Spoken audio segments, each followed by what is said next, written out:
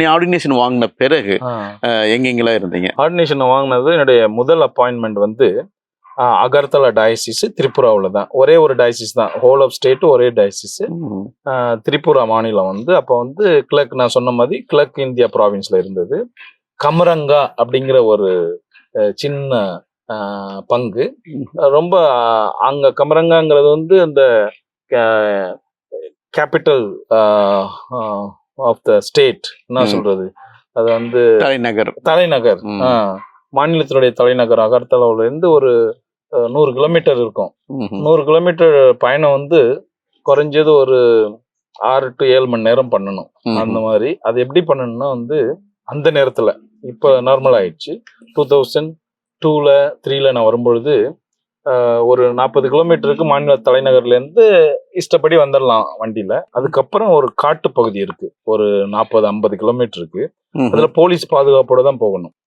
ஒரு நாளைக்கு 2 தடவை இந்த பக்கம் அந்த பக்கம் போகலாம், அங்க இருந்து இங்க வரலாம், அவ்வளவுதான் மூவ்மெண்ட். அந்த இடம் வந்து கொஞ்சம் அந்த நேரத்துல என்ன சொல்றது, சம் சோசியலி டிஸ்டர்ப்ட் ஏரியா. ஒரு குரூப் வந்து அவங்களோட இண்டிபெண்டன்ஸுக்காக அங்க வந்து பண்ணிட்டு இருந்தாங்க. அதனால சில நேரத்துல சில வயலன்ஸ் நடக்கும், சில பேரை கடத்திட்டு போயிருவாங்க. அதனால வந்து போலீஸ் பாதுகாப்போட தான் போகணும், திருப்பி வரணும் அந்த இதுல. ஸோ அது ஒரு த்ரில்லிங் எக்ஸ்பீரியன்ஸ். மலையில அப்படி சுத்தி போறது, அந்த மாதிரி. திடீர்னு நியூஸ் வரும், இன்னைக்கு கான்வாய் அட்டாக் பண்ணிட்டாங்க, ஒரு பஸ் பேசஞ்சர் 2 பேர் இறந்துட்டாங்க, 3 பேர் இறந்துட்டாங்க, இல்லை 4 பேரை கடத்திட்டு போயிட்டாங்க. இந்த மாதிரிலாம் நியூஸ் வந்துட்டே இருக்கும். அந்த மாதிரி ஏரியாவில் சேர்ந்து அங்க போய் சேர்றோம் ஒரு கமரங்கங்கிற இடத்துக்கு. அங்கதான் முதல்ல நான் வந்து என்னுடைய பெங்காலி மொழி, அந்த மாநிலத்துக்கு ஸ்டேட் பெங்காலி அங்க கத்துக்கிறேன். நான் அங்க வந்து எங்களுக்கு பெங்காலி மீடியம் ஒரு ஹாஸ்டல் வச்சிருக்கிறோம். எல்லா இடத்துலயும் இங்கிலீஷ் மீடியம் ஹாஸ்டல்னா வந்து அது வந்து பணக்காரங்களுக்கு, பெரியவங்க, அவங்க தான் படிக்க வைக்க முடியும் அப்படிங்கிற ஒரு கான்செப்ட் மக்களுக்கு. எங்களுக்கு என்னன்னா கவர்மெண்ட் ஸ்கூல்லாம் இருக்கு, ஆனா கவர்மெண்ட் ஸ்கூலுக்கு நிறைய பேர் போறது இல்லை வேற காரணங்களுக்காக. அது ஒரு ஒரு இன்டீரியர் பிளேஸ்ல நாங்க ஹாஸ்டல் வைக்கிறோம், பெங்காலி மீடியம். நாங்க ஸ்கூல் வைக்க மாட்டோம். இதுல வந்து பிள்ளைங்க எங்கெங்க இருக்கிறாங்களோ, ஏழை பிள்ளைங்க யாரா இருந்தாலும் இங்க வந்து கோச்சிங் கொடுப்போம் நாங்க. நீங்க வந்து கவர்மெண்ட் ஸ்கூல்ல போய் படிச்சுக்கணும். அது வந்து நிறைய மக்களால வந்து புகழப்பட்டது. இன்னும் அந்த இதை வச்சிருக்கோம் ரொம்ப தூரத்துல. ஏன்னா நிறைய பேர் பேரண்ட்ஸுக்கு நம்ம வந்து ஒரு நல்ல கான்வென்ட் ஸ்கூல்ல, ஒரு கிறிஸ்டியன் ஸ்கூல்ல படிக்க வைக்கணும், ஆனா அந்த ஸ்கூலுக்குள்ள நான் படிக்க வைக்க முடியாது அப்படின்னு ஒரு கான்செப்ட் இருந்தது கூட, இங்க ஃபாதருங்க வச்சிருக்காங்க பெங்காலி மீடியம் ஸ்கூல், இது ஹாஸ்டல், அங்க போய் வரலாம், அதே ஸ்டாண்டர்ட்ல நம்மளுக்கு எஜுகேஷன் கிடைக்குது. நிறைய பேர் தூரத்துல இதெல்லாம் வந்து இப்ப கூட வைக்கிறாங்க காலேஜ். அது எங்க ஹாஸ்டல்ல இப்போ 300 பிள்ளைங்களுக்கு மேல கூட இருக்கு. அந்த ஸ்கூல்ல வந்து நாங்க அந்த ஹாஸ்டல் ஆரம்பிக்கிறதுக்கு முன்னாடி ஒரு 10-15 பிள்ளைங்க தான் இருந்திருக்கும். அந்த ஸ்கூல் அப்படியே விட்டுருந்தோம்னா நேரம் மூடி இருப்பாங்க. ஆனா எங்க ஹாஸ்டல் இருக்கனால அவங்களோட ரிவைவ் ஆகி அப்ப வந்து பிரைமரி ஸ்கூலா இருந்தது, இப்ப ஹை ஸ்கூல் ஆயிருக்கு. இப்ப அந்த பங்குல நீங்க போயிருந்தீங்க. நற்செய்தி எப்படி ஆரம்பிச்சீங்க?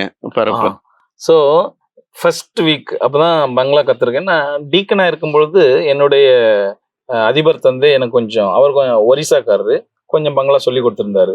அப்புறம் நான் ஆர்டினேஷனுக்கு வந்துட்டேன் 1 மந்த்துக்கு முன்னாடியே ப்ரிப்பரேஷன். ஆர்டினேஷன் முடிஞ்சு 1 மந்த் எனக்கு லீவு. All together 3 months. அந்த கேப்ல மறந்துட்டேன். நான் படிச்சது ஒரு 3 மாசத்துக்கு தான், மறந்துட்டேன். பட் திருப்பி வந்த பிற்பாடு ஒரு 1 வீக் அதை வந்து ரிவிஷன் பண்ணிட்டு, ஃபர்ஸ்ட் சண்டே என்னுடைய அந்த பேங்க்ல அரேஞ்ச் வச்சது. ஃபர்ஸ்ட் சண்டே என்னுடைய பங்கு சாமியார் சொன்னாரு, நான் வில்லேஜுக்கு போறேன், நான் அடுத்த கிளை பங்குக்கு போறேன், நீங்க இங்க பூசை வச்சிருங்கன்ட்டு.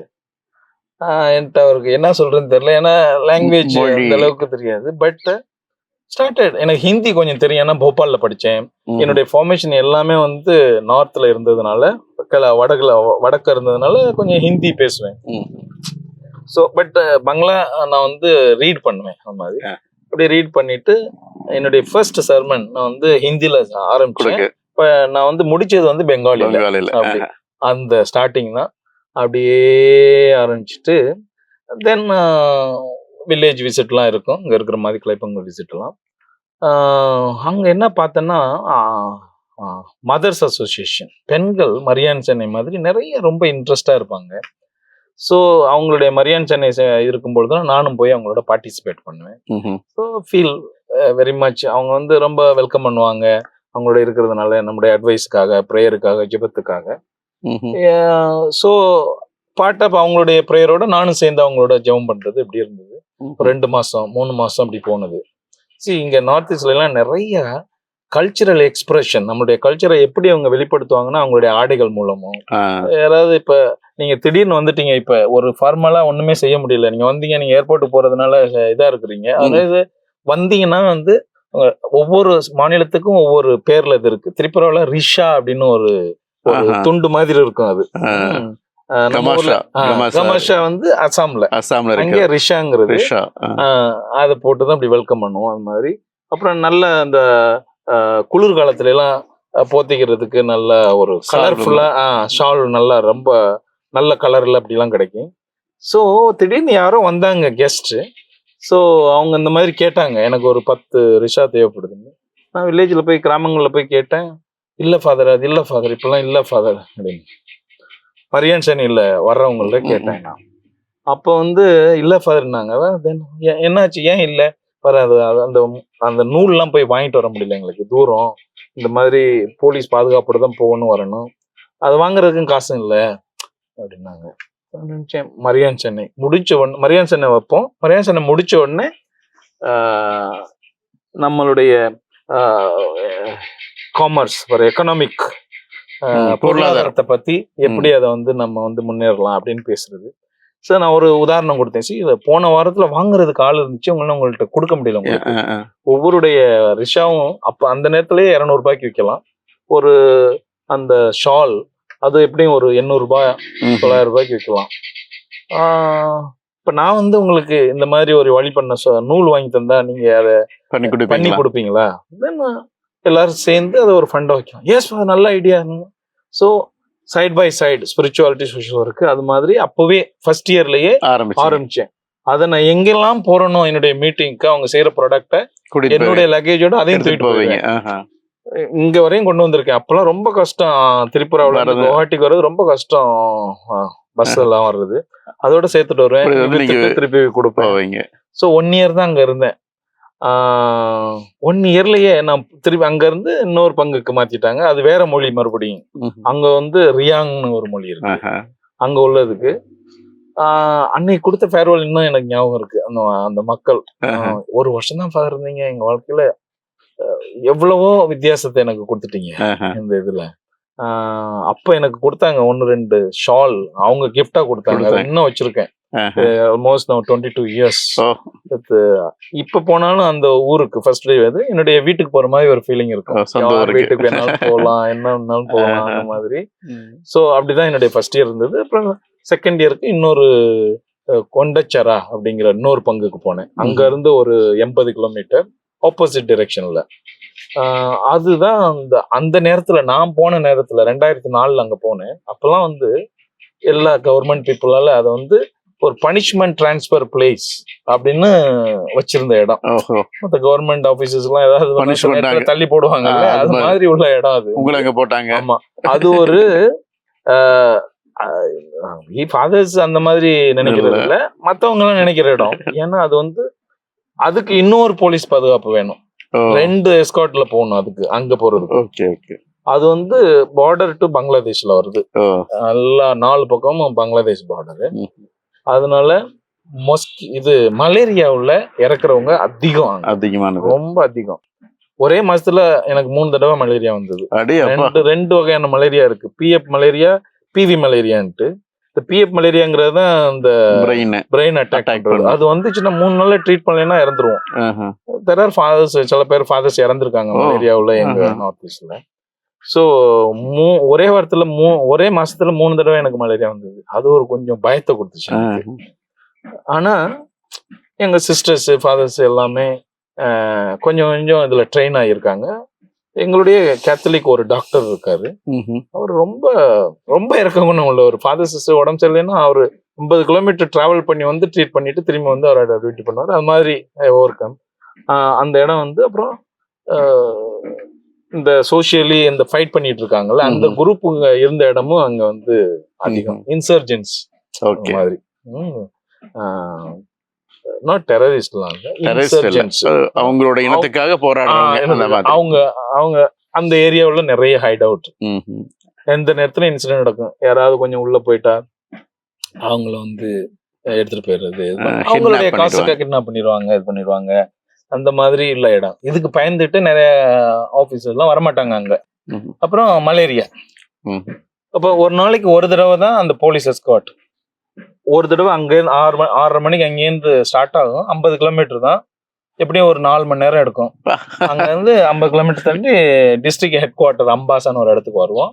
வேலையை முடிச்சுட்டு திருப்பி மறுபடியும் 1:30 மணிக்கு போகணும். 1:30 மணிக்கு அதை மிஸ் பண்ணிட்டோம்னா நம்ம மறுபடியும் நாளைக்கு அடுத்த நாள் தான்.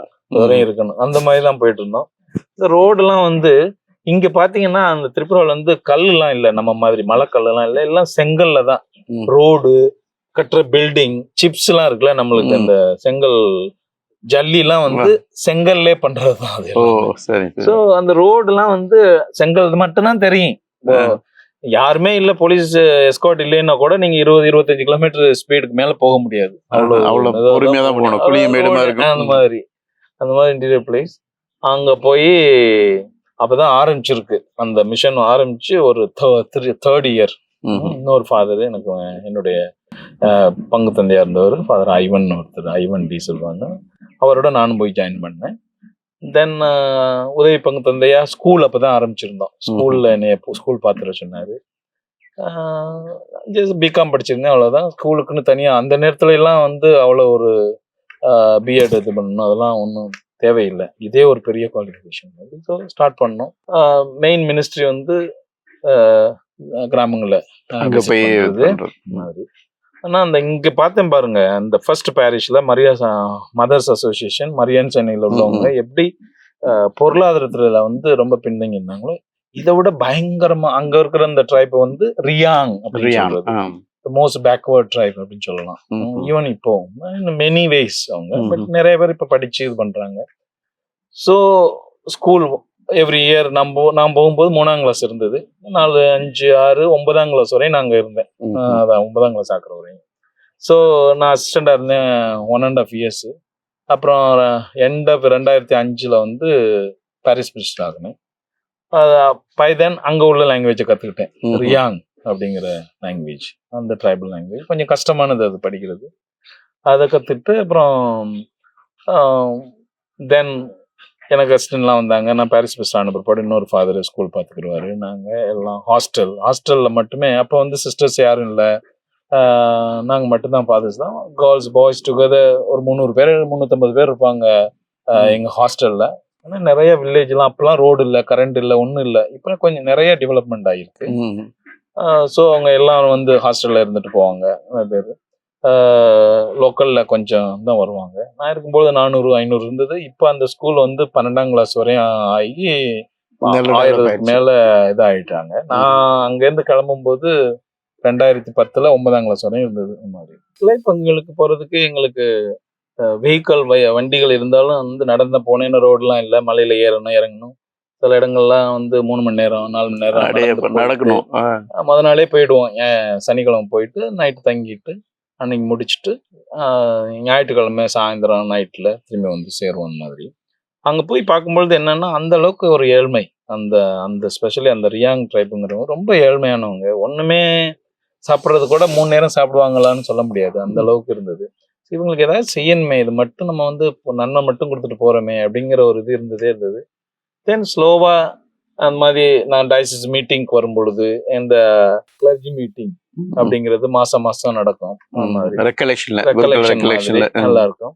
அப்ப இந்த டயசிஸ்ல இருந்து சமூக சேவைக்கு நம்ம TMSS அதெல்லாம் இருக்கிற மாதிரி அங்க போய் அவர்கிட்ட பேசுனேன். இந்த மாதிரி ரொம்ப இதா இருக்கு, பார்த்துட்டு வரவே ரொம்ப கஷ்டமா இருக்கு, ஏதாவது பண்ணுங்க அப்படின்னு. ஓகே, நீ வந்து இன்ட்ரெஸ்ட் எடுத்து அதை சூப்பர்வைஸ் பண்றாருன்னா நம்ம ஒரு ப்ராஜெக்ட் எழுதுவோம் அப்படின்னாரு. தென் ஒரு ப்ராஜெக்ட் எழுதி எனக்கு கொடுத்தாரு. அதுலதான் நாங்க சுய உதவி குழு ஒன்று ஆரம்பிச்சிங்க. ஸோ நான் மாசுக்கு போவேன். மாசு முடிஞ்ச உடனே சுய உதவி குழு பத்தி மீட்டிங் வைக்கிறது, அது எப்படி இருக்கு, கெப்பாசிட்டி பில்டிங், அந்த மாதிரி ட்ரைனிங், ரெண்டுமே சேர்ந்து இப்படி எனக்கு 6 வருஷம் போச்சு. 6 வருஷம் போன பிற்பாடு சரி, பாஸ்டரலி நல்ல எக்ஸ்பீரியன்ஸ் இருந்துச்சு. எஜுகேஷன் மினிஸ்ட்ரியும் செஞ்சாச்சு. அந்த சோஷியல் ஒர்க்ல வந்து ரொம்ப ஒரு அந்த ஏரியாவில் வந்து நிறைய மலேரியா ரிலேட்டட் டெத், நிறைய பேர் ஹாஸ்பிட்டல் போனேன்னா நான் டெத்தை பார்க்காத நாளே இல்லை. திரும்பி மலேரியானால அங்கேருந்து வில்லேஜ்ல இருந்து கிராமங்கள்ல இருந்து ஹாஸ்பிட்டல் கொண்டு வர்றதுக்கே 2 நாள் 3 நாள் ஆயிடும். இந்த பிரெயின் மலேரியா பிஎஃப் மலேரியாங்கிறது 3 நாள் ட்ரீட்மெண்ட் பண்ணலைன்னா இறந்துருவாங்க. அது மாதிரி நிறைய பேர் பார்த்து ஒரு டிஸ்டர்பன்ஸாவே இருந்துட்டு இருந்தது. ஸோ தென் 2010 இந்த மாதிரி நான் எம்எஸ்டபிள்யூ சோஷியல் ஒர்க் படிக்க போறேன் அப்படின்ட்டு கேட்டிருந்தேன். பெர்மிஷன் கொடுத்தாங்க. லோயலா காலேஜ் சென்னையில தான் வந்து படித்தேன். ஆமா, 2010 12 வரையும். அது முடிச்ச உடனேயே திரிபுராவில் அகர்தலா டயசிஸ் பிஷப் கேட்டிருந்தாரு, அவங்களுடைய சோஷியல் ஒர்க் சென்டருக்கு எனக்கு ஆள் இல்லை, ஒரு ஆள் வந்துட்டு எங்க ப்ரொவின்ஷியல்கிட்ட கேட்டிருந்தாரு. உடனே அவரு ஓகே ஒரு 3 வருஷத்துக்கு தர்றோம் அப்படின்ட்டு அக்ரிமெண்ட் சொன்னேன். தென் நான் 2012 ஒரு 6 மாசத்துக்கு அசிஸ்டன்ட் டைரக்டரா ஜாயின் பண்ணேன். அதுக்கப்புறம் வந்து டைரக்டரா 2020 வரையும் அங்கதான் இருந்தேன் டைரக்டரா. நிறைய சோஷியல் ஒர்க்கு,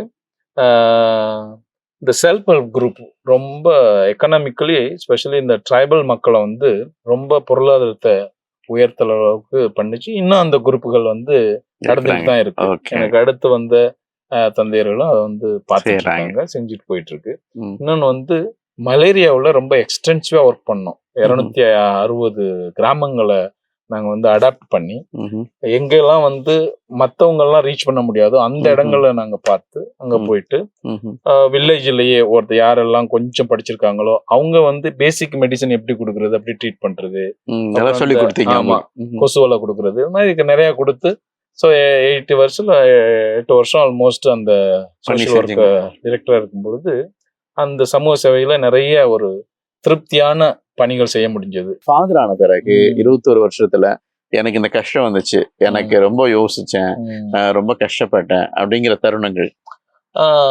ஒன்னாவது வந்து ஃபர்ஸ்ட் இது என்னுடைய சேலஞ்சிங் நான் சொன்னல, அந்த கொண்டச்சரங்கிற இடத்துல அந்த டிஸ்டர்ப்ட இந்த டயத்துல ஒரு தடவை அங்கெல்லாம் வந்து எப்போவாவது கெஸ்ட் வந்தா தான் ஃப்ரூட்ஸ் எல்லாம் வாங்குவோம், இல்லைன்னா ஆர்டினரி சாப்பாடு பிள்ளைங்களோட தான் சாப்பிடுவோம். இல்லை வாழைப்பழம் எங்க தோட்டத்திலே விளையும் மாதிரி.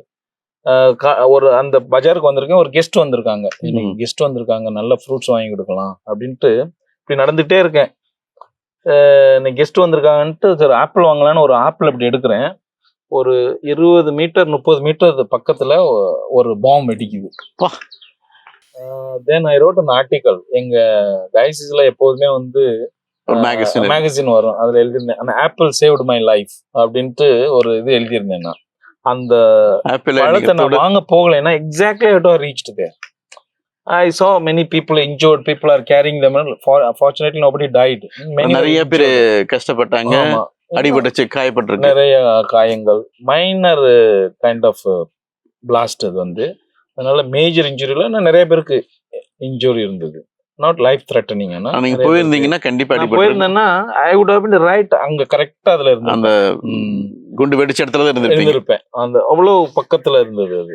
அது ஒரு ஒரு ஒரு த்ரெட் தான், ஒரு லைஃப் த்ரெட்டனிங். இன்னொன்னு என்னன்னா, ஃபர்ஸ்ட் ஆர்டினேஷன் வாங்கிட்டு வந்துகிட்டு இருக்கேன் கடக்பூர் ஸ்டேஷன்ல. அது பெரிய ஸ்டோரியான கட் பண்றேன். நான் ஆல்மோஸ்ட் என்னுடைய ட்ரைனிங் வந்து 15-16 வருஷமா நார்த்துக்கு வந்துட்டு போயிட்டு இருக்கேன். ஒரு செயின் வச்சு கட்டிடுவேன் ட்ரெயின்ல வரும்பொழுது. கட்டிட்டேன்னா எனக்கு அந்த இன்சிடென்ட் வரைக்கும் கட்டியாச்சு, நோ ப்ராப்ளம். ட்ரெயின்ல போய் அப் அண்ட் டவுன் 2 நாள் டிராவல் பண்ணா போயிட்டு இருப்போம். அதே ஒரு கான்பிடன்ஸ்ல வந்துட்டு இருக்கும்போது அந்த செயினையே வெட்டி என்னுடைய திங்ஸ் எல்லாம் எல்லாத்தையும் எடுத்துட்டு போயிட்டாங்க. எனக்கு 2 புக்கு மட்டும் தான் பாக்கி, எல்லாத்தையும் எடுத்துட்டு போயிட்டாங்க. என்னன்னு தெரியல, அது பார்த்த உடனே ஒரு ஷாக்கோ எதுவும் ஆகல. கடவுளுடைய அந்த அந்த நேரத்துல எனக்கு அந்த பழத்தை கொடுத்தாரு. அப்புறம் நிறைய ஸ்டோரி. அப்புறம் கடைசியில என்ன ஆச்சுன்னா அது எனக்கு கிடைச்சிருச்சு திருப்பி. ஒரு நாள் அது வந்து அந்த போலீஸ்காரே சொன்னாரு, 100 பேர்ல ஒருத்தருக்கு தான் இந்த மாதிரி கிடைக்கும், உனக்கு கிடைச்சிருக்கு அப்படின்னு. அது பெரிய ஸ்டோரி. இதெல்லாம் பார்க்கும் பொழுது எனக்கு வந்து அப்புறம் நான் ஒரிசாவுக்கு வந்ததே ஃபோர்ஸ்ல தான் வந்தேன். அப்புறம் அங்க இருந்து வரும்பொழுது என்னுடைய திங்ஸ் எல்லாம் போயிடுச்சு. தென் ஐ ரீச்ட் பிளேஸ் விச் எவ்ரிபடி போறதுக்கு பயப்படுறாங்க, அந்த இடத்துக்கு. ஆனா இது எல்லாத்துலயும் நான் ஒரு நாள் கூட டிசப்பாயிண்டட் ஆயிட்டேன். எனக்கு வந்து ஒரு டிப்ரெஸ்ட் ஃபீலிங் எல்லாம் இருந்ததே இல்லை. எதுக்குடா இந்த காங்கிரஸ்ல வந்தோம், எதுக்குடா இந்த லைஃப்க்கு வந்தோம், அப்படிங்கிற ஒரு உணர்வு வந்ததே இல்லை. எல்லா இடத்துலயும் ஒரு பயங்கர ஒரு நீட் இருக்கும் பொழுது இப்படிதான் இருக்கு என்ன பண்றது அப்படின்னு யோசிச்சுட்டு இருக்கும்பொழுது ஏதாவது ஒரு வழியை காமிச்சிடுறாரு. Okay okay okay. அது மாதிரி ப்ரொவிடென்ஷியல் கேர் அப்படின்னு சொல்றது வந்து எனக்கு ரொம்பவே ஆழமா நான் வந்து உணர்ந்திருக்கேன். ஈவன் இந்த இதுக்கு வர்றது நான் மட்டும்தான் அங்க வந்து தமிழ இருந்திருக்கேன். நாங்க 43 பேர் இருக்கிறோம். அதுல அப்புறம் இப்ப 2 பேர் 3 பேர் இருக்கோம். ஆனா நான் இந்த கவுன்சிலே வந்து ஆல்மோஸ்ட் 9 வருஷம் இருந்திருக்கேன். இப்போ வந்து மறுபடியும் ரீஜனல் வந்திருக்கேன். இதெல்லாம் வந்து என்னுடைய திறமையை வச்சு எதுவும் இல்லை, அப்படிங்கிறத நான் வந்து ரொம்ப ஆழமா அதை நம்புறேன். அதனால எனக்கு வந்து ஒரு ரொம்ப வந்து டிசப்பாயிண்டட் ஒண்ணு அப்படின்னு சொல்றதுக்கு எதுவும் எப்படி இருந்தாலும் அதுக்கு தாங்கக்கூடிய சக்தியை கடவுள் தந்தார். ரொம்ப சந்தோஷம். உண்மையாலுமே அற்புதமான ஒரு பேட்டி. கடைசி நேரத்துல எங்களுக்கு ஃப்ளைட்டுக்கு டைம் ஆகுது. அந்த நேரத்துல உங்களை சந்திச்சு ஒரு அழகான ஒரு பேட்டி, அவருடைய அனுபவங்கள், அவருடைய வாழ்க்கை, அவருடைய ஒகேஷன், அவர் எப்படி இந்த காங்கிரேஷன்ல சேர்ந்தாரு, இப்படி எல்லாம் வந்தாருன்னு சொல்லிட்டு ரொம்ப அழகா சொன்னாரு. ஃபாதர், இப்ப எங்க நேயர்களுக்கு உங்களுடைய மெசேஜ், ஒரு சின்ன மெசேஜ் கொடுங்க. மாதா டிவி நேயர்களுக்கு வணக்கம். ஃபாதர் என்ன உங்களுக்கு இந்த ப்ரோக்ராம் மூலம் அறிமுகப்படுத்துறது ரொம்ப சந்தோஷம். இது கடவுளுடைய திட்டம்னு நான் நினைக்கிறேன். அவர் சொன்ன மாதிரி நான் இன்னைக்கு காலைல தான் திரும்பி வந்தேன். இவங்களுடைய ஃப்ளைட்டு வந்து சில நேரம் 2 மணிக்குனாங்க, 3 மணிக்குனாங்க, 6 மணிக்குனாங்க. கடைசியில் இந்த 1 hour நாங்கள் அவரோட இருந்து நாங்கள் எங்களுடைய என்னுடைய அனுபவத்தை பகிர்ந்து கொள்ள எனக்கு இந்த வாய்ப்பு கிடைக்குது. நான் என்ன ஆழமாக நம்புறேன்னா, என்னுடைய இந்த 21 வருஷ குருத்துவ வாழ்வில் ஜெபம் மிகவும் முக்கியமானது. அதுலயும் குடும்ப ஜெபம் மிக முக்கியமானது. இந்த family that prays together stays together அப்படின்னு சொல்றாங்க. அதனால சேர்ந்து வாழும் குடும்பம். அந்த குடும்ப ஜெபத்தை நீங்க தொடர்ந்து செய்யுங்க. உங்களுக்கு மட்டும் இல்லை, மற்றவங்களுக்கு நம்ம ஜெபிக்கும் பொழுது அவங்களுக்கு அந்த ஆசீர்வாதம் கிடைக்குது, அதே ஆசீர்வாதம் நமக்கும் கிடைக்கும். அதனால நாங்க உங்களுக்கு ஜெபிக்கிறோம். இந்த வடகிழக்கு இந்தியாவில் எனக்கு எப்படி ஒரு உணர்வு இருக்குன்னா, நான் அருளானந்தர் வெட்டுப்பட்ட செம்மண் பகுதியிலேருந்து வர்றேன். அதனால எனக்கு ரொம்ப அட்டாச்மெண்ட் அருளானந்தரோட புனித. வீட்டுக்கு போனேன்னா அருளானந்தர் வேளாங்கண்ணி போகாம வரமாட்டேன். நான் இங்க வந்து பணி செய்யும் பொழுது எப்படி அருளானந்தர்லாம் வந்து இங்க பணி செஞ்சாரோ அதே எனக்கு ஒரு அதுவும் ஒரு வரப்பிரசாதம் கொடுத்துருக்காரு கடவுள். அதே மாதிரி ஒரு மிஷனரியா இங்க வேலை செய்யறது அப்படிங்கிற ஒரு உணர்வு இருந்துகிட்டே இருக்கும். அதான் எனக்கு நிறைய உந்துதலை தர்றது.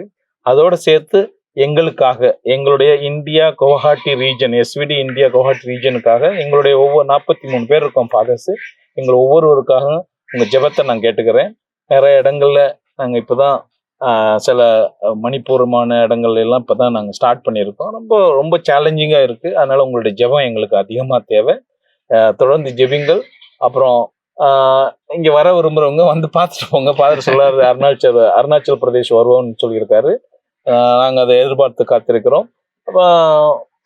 மெயின்லி நான் அங்கேருந்து வந்து இங்கே வேலை செய்கிறது அப்படிங்கிறது ரொம்ப சந்தோஷமா பெருமையா இருக்கிறது.